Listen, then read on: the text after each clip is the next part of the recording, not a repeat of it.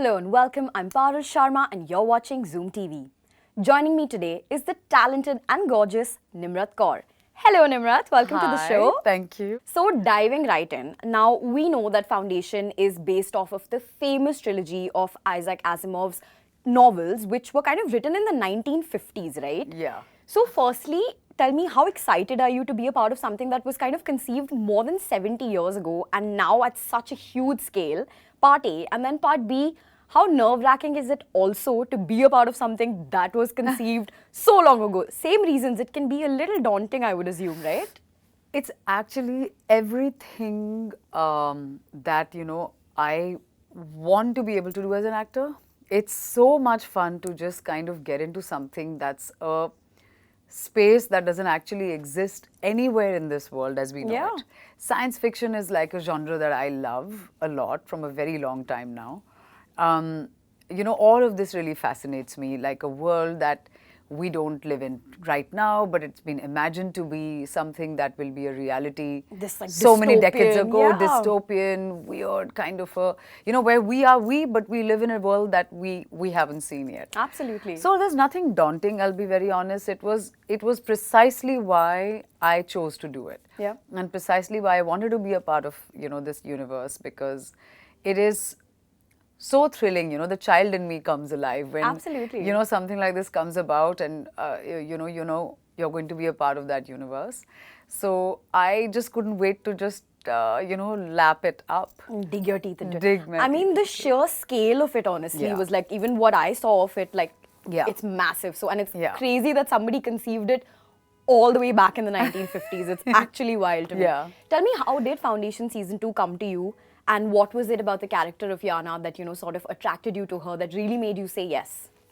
Well, I'd worked before with Alex Graves in Homeland, in the capacity. Casual mention of one of the best shows ever to exist ever. Well, okay. no, like genuinely, it's so cool, to be a part of amazing stuff like this, and I say that because I have enjoyed that entire process so much. Yeah. And Alex is one of the finest directors we know internationally. He's been a part of West Wing, Game of Thrones, Absolutely. and Homeland, and now this, and so much else, So he reached out, along with David Goyer, who's the creator of the show, and they really wanted me to play this part, even though it's a guest appearance. And I said, how it is back home.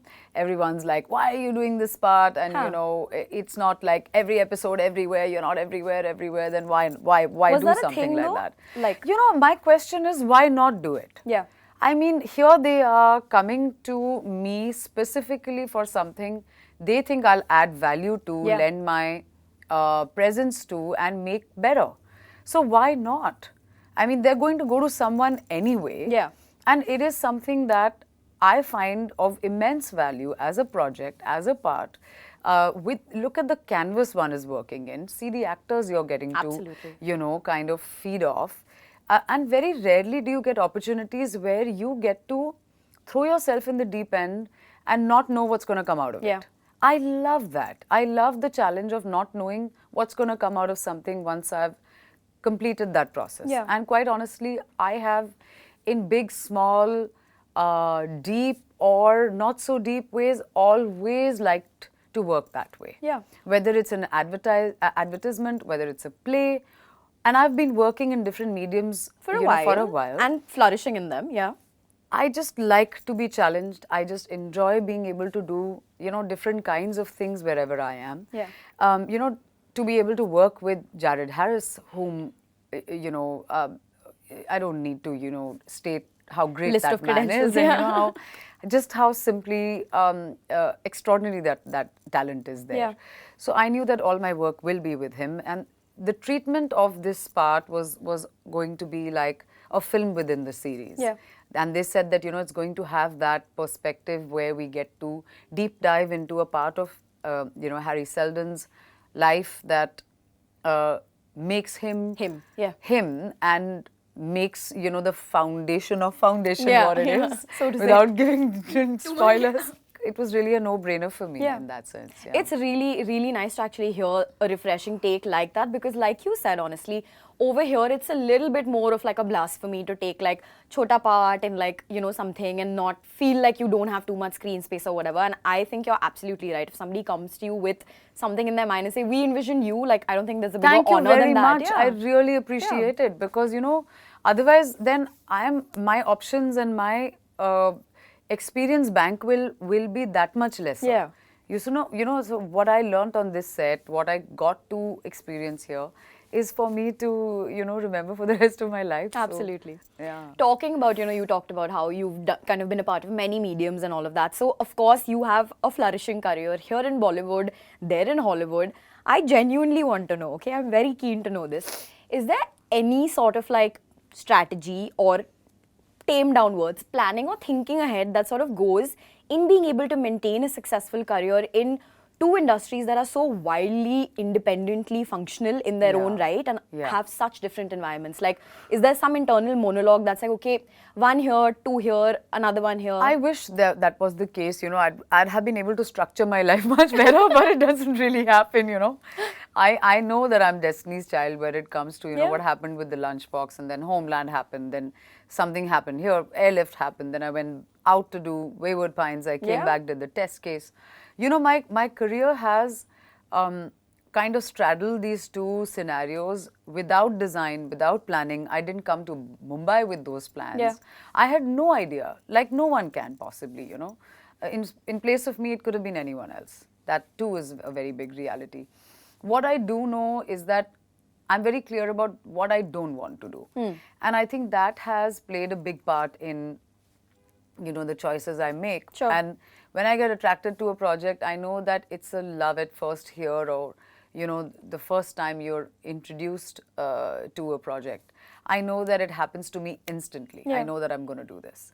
And whether it's here or internationally, none of it is, you know, structured, or none of it is sort of thought out. It can't work that way because so much has to work in your advantage, whether it's dates or someone just simply wanting your face as part of that larger canvas or not. You know, as actors, unless you're producing, you don't get to decide that. So I really enjoy the process of kind of being here and there and learning from everything. And for me, you know, at the end of one's days, it's not about where did you get to. It's about how much did you enjoy yourself? Did you like the people you worked with? Did you get better with time? And did you really, you know, extract from life what it offered you, given everything that you didn't choose to begin with? I'm glad you said that. Did you like the people you worked with? Because I'm going to quickly segue into something that just came into my mind. Sure. You know, you are working in, you know, two different industries and you're also doing a lot of other things on the side, theatre, all of that. So how important is it now for you to really enjoy the people that you work with? Like, is that one of the core reasons why you pick up a project? Because the more I've been talking to like actors now, like, you know, who've been around for a while, who kind of are successfully doing different things, the more I hear that like now it's really important for me to take up a project only when I like the people or like when I think I'm going to have a good time on set. So is that one of like a key reasons why you kind of pick up a project? It's never been unimportant to me. Let me put it that way. I mean, of course, you know, your choices are lesser when you're starting out. You don't really enjoy the privilege, you know, beginning as you do when you move a little bit ahead in your career. And I'm sure the privileges I'm going to enjoy 5 years later aren't given to me right now. You know, I don't have them right now. But it is always important not to work with people who you know will bring toxicity of any sort or any kind of you know, negativity to your energy field. I don't enjoy that. I never have. Nobody does. But I can't function. It's as simple as that. I think I am an emotional and a sensitive person. I don't function very well when I sense that, you know, the environment doesn't... The vibes are off. Sorry? The vibes are off. The vibes are no, off. Just no. It's a no-go zone. So, yeah, so I've always kind of gravitated towards people, fortunately, sometimes not even consciously, where I've felt very nurtured and very looked after. You know, because actors are very sort of like, you know, I think at heart, you all just really want to be looked after. Yeah. You know. And you guys are way more like sponges than most of us because you actually have to absorb like everything yeah, around I mean, you. it to, is you know. it is the business of emotions. Yeah. You have to constantly tap into your emotional skill set, your Absolutely. that bank, and you're always kind of working that muscle. Yeah. And anyway, you're suspending so much reality every time you Yeah. walk onto set, and so it's very important to like make sure that whatever you can Yeah. at least choose, you choose right. I love that. Okay, quickly before we get into the fun rapid fire segment of Oh my this God. this place, we want to Okay. quickly talk about. Tell me some of the interesting updates you can share about your upcoming projects. I know Right. you recently shared some pictures with the Amitabh Bachchan. You finished section 84, 84, yeah. and then of course we talked about Happy Teachers Day off the camera, which Off. now you're going to tell me on camera. Yes. There's Sky Force apparently. Hit me with the goss. There's no goss. What I will tell you is that Happy Teachers Day is coming out soon, hopefully by the end of this year. Very excited about that project. We shot that last year, so super fun, and Yeah. it's like it's gonna be it's really exciting. I wish I could say more about it, but at this point, no. Just finished a project called Section 84 with Mr. Bachchan, and what You have a now worked with father-son duo both. Exciting, fun. Yeah, really fun, and such diverse talents, and such, Yeah. it's extremely different in their ways, and so much fun, both of them. So yeah, there's been last year's been lovely, and it's all kind of like stacking up really Yeah. well right now. And of course, there's Foundation that will reach where it will, in terms of viewership and things like that. So Yeah. I'm very excited about that. I love that. Okay. Fun rapid fire round. Are you Alrighty. ready, ma'am? I'm so ready. Okay. Okay, cool. What's your biggest pet peeve on a set when you're shooting? Hygiene problems, BO Please issues. elaborate. BO, bad BO, hygiene issues, like if there's stuff that isn't clean, there's dust where one has to sit, or like I If someone's always like do really a quick. close to you and you're like, Yeah, it gets hard, they're tough environments. Yeah, fair. Weather's not on everyone's side, and we live in a tropical country, and things Yeah. go a bit We awry know. quite quickly. So, so that's a pet peeve. Like I'm a hygiene freak, so Right. it becomes very difficult sometimes. I love that. Okay. Yeah. Funniest or most interesting story you have of you driving around in Mumbai? Or being driven around from back in the day? Anything fun? Funniest. So one time I jumped a signal. Here it is. So I jumped a signal. I was driving and I was like, now what do I say? What do I say? Were you already a So- celebrity by then? I was kind of there. Yeah, Okay, I wasn't okay. unknown. So because the traffic policeman, he recognized me and he said, "Madam." So I said, Mumbai police is savage, huh? I love them. Yeah. They are my favorite. I love the Mumbai police. Like, I love them. So he said, "Madam, license kada." So I said, Oh, God. I said, bathroom, toilet, Wow. ghar jana hai, whatever, whatever I could manage. So I just made that all up. I didn't have any such urgent needs or anything like that. I said, but kya I am- karu, I am jana hai." helpless, oh my So, God. please jane dijiye, please, bahut emergency hai, bahut jaldi jana hai. So he said, acha, chalo jao. Abhi what to say? I love it. Wildest rumor you've ever heard about yourself? That I live in LA. I have never lived in LA. Ever. I have no intentions. I love going abroad, working, coming back. I love my Amchi Mumbai. Yeah. I love living here. I love my monsoons here. I love vada My paos and my homeland. homeland. Exactly. I've never lived in LA, guys. Please. Stop spreading this rumor. Please. I love it. Okay. Yeah. Funniest or most interesting story you have of losing either a phone or like a really expensive gadget? I lost my cat one time. I thought it's not a gadget. It's really important. Just back up one sec. You lost your cat. My love, yeah. Okay. My cat, so I have two cats, so one of them just darts out of the house every time anyone opens the door. I don't and know how I'm to react. always frightened when people are coming and I'm like, please come in fast because my cat's gonna go out. Zoom out, yeah. So I was frightened that my cat I'd lost the cat. I was in tears and there was like a party going on in my house God. and whatever. And I don't know when the damn thing went out, as it always does. And I realized that it was being fed by one of the watchmen. Oh, sweet. Under the building, and I was like, Oh, no. great. Wonderful. That Thank you is for an the heart interesting attack. story. Thank you for the share. Yeah. Okay. Your 3 a.m. friend from Bollywood and Hollywood. It doesn't actually have to be 3 a.m., but basically somebody that you know you can depend on or like that you'd count on. I actually, there is no actor friend that I disturb Okay. at 3 a.m. 10 but- p.m. 8 But p.m. like, really, like, I think that would be my sister. I think I call her no matter where I am. And, you know, that is my younger sister, yeah. I call her up no matter where I am. So that we'll give to Bollywood. Now give me someone from Hollywood. That's my other sister who lives in New York. Very Time smart. zone specific sisters. One lives in Bangalore, one lives in New York. And depending on the time zone, if I'm jet lagging or if I'm on a night shift or wherever I am, I call up the right sister. Very smart. Good one. Okay, something fun that you have used your celebhood or fame to get out of or get into. Reservations at restaurants. Always. You know, when like you really want to eat somewhere and, you know, the last card to try is, by the way, do you have Truecaller? Me Yeah, you know, you may want to, you know. this little something. And it works, so I'm not shy of using that for reservations at restaurants. I love that.